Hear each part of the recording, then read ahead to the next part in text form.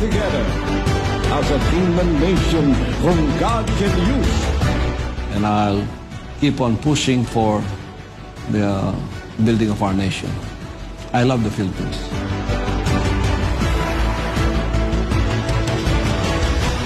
Mula sa 15 miyembro, ngayon, milyon-milyon na ang mga tagasunod ni Pastor Apollo C. Quiboloy sa buong mundo.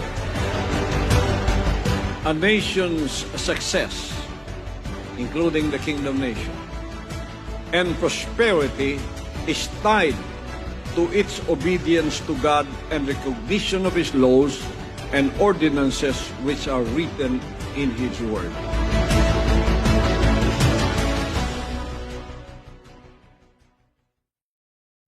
At hindi lang ang Pilipinas ang pinag-uusapan natin dito.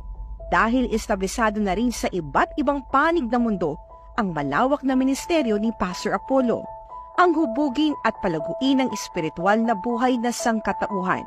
Ayon sa kalooban ng Diyos, ang pangunahin at pinakasentro ng ministeryo ng butihing pastor. Pero dahil sa tindi ng impluwensya niya, dahil sa lawak ng naaabot ng kanyang tinig, maging ang mga leader sa lipunan, siya na rin ang